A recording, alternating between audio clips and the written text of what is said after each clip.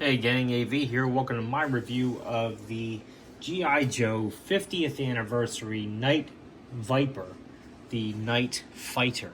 Here he is out of the packaging. I no longer have this figure in the packaging to show off, but he was part of a two-pack that came with Lowlight, who I actually reviewed in an earlier video. If I think about it when I'm posting this, I'll put a link in the video description. If I forget, please remind me in the comments, and I'll be sure to do it right away. Well, as you can see, he has a little trouble holding his rifle, but we'll touch on that in a minute. Here he is. Here is his file card. If you'd like to read it, feel free to pause the video and do so now. All right. This figure, this character typically had a black and green color scheme, but this particular version from that 50th Anniversary 2-pack had a red and black color scheme, which is kind of cool, and I plan on putting him with my Crimson Guards, honestly, so that they have their own sniper in their faction. But anyhow, he comes with a decent amount of accessories, and his overall design is still based off of the original character from the original line. Let's start with the accessories that he is not holding at the moment. So, for example, we'll go with the figure stand, which has codename Night Viper in the front there. A Cobra sigil painted in gold and raised right there in the middle with 2 foot pegs. On the bottom, we have a bunch of copyright information, and that's about it. Do like the fact that they include the figure stands with these figures. It's something I wish all companies did, because, let's face it, a lot of the toy market these days is geared towards collectors, and collectors don't really play with them. They put them on display, so display stands make sense. Comes with a machete, all black. Not much detail on there, just a little bit of sculpted detail there on the handle, but really nothing to speak of on there. He comes with this rifle.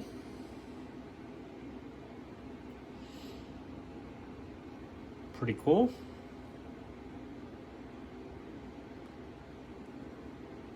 Good molded detail on there. He has his sniper rifle, which is his signature weapon.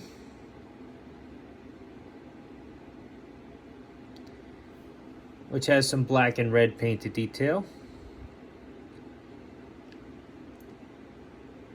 As you saw, his hand is a little tough on this handle here to get a good grip.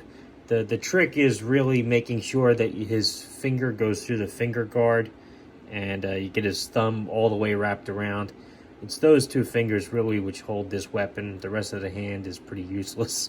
But he can hold it. It just takes a little bit of patience to actually get him to hold it properly. But all in all, the weapon itself looks pretty good. Let's start disassembling this guy so we can have a look at the rest of the stuff he comes with. His backpack, which pegs right into the back, as you saw. It's hollow on the inside, but does have a slot for his shotgun. We'll look at that really quick.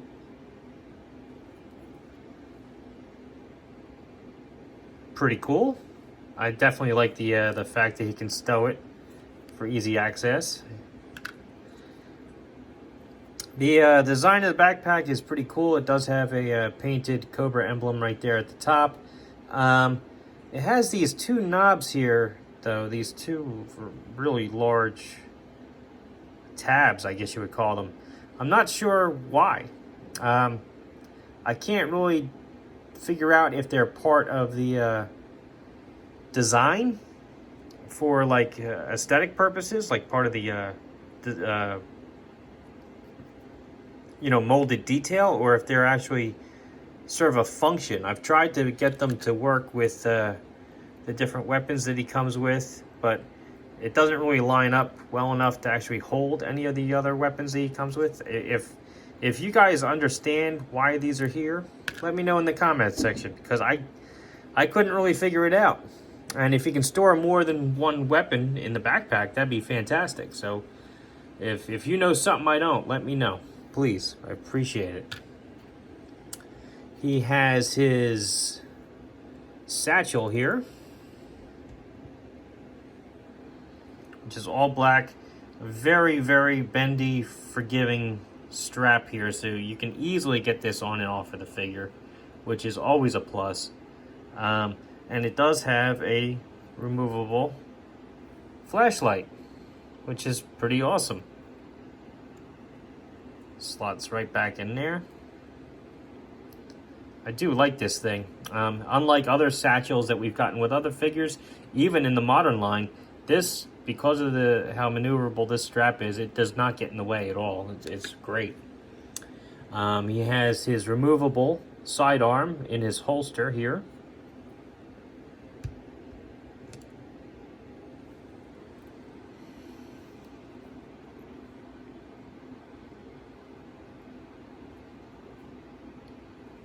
Pretty cool. And he does have his helmet, which is a 3-part construction. And it's not permanently molded on the figure. It does come off. The trick is to get it off for the head without pulling the head with it, because the head's just on a ball joint. So that's what I'm struggling with right now. There we go. As you can see, he's wearing a baklava underneath. So here's this helmet. 3-part construction. It has the visor, which does raise and lower. And it has the little eyepiece, which does plug into the front.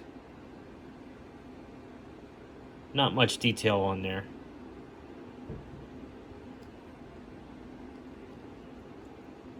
Some painted detail on both the visor and the helmet itself, which is very cool. And it fit on the figure very nice. Here is the figure itself. He does have a removable harness, and the harness is a little off-center, if you notice. The reason for that is because that's the way the original figure was designed.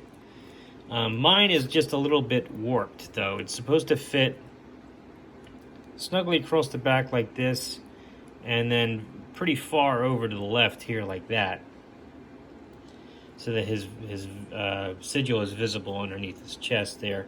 His gun holster is meant to be completely underneath this arm, but mine always ends up shifting like this, so it's just what it is, you know. Slight design flaw there. All in all, it's still very cool, and it still gets the job done, in my opinion. He's got the badge from his unit right there in his arm. Red and black details throughout the rest of the figure.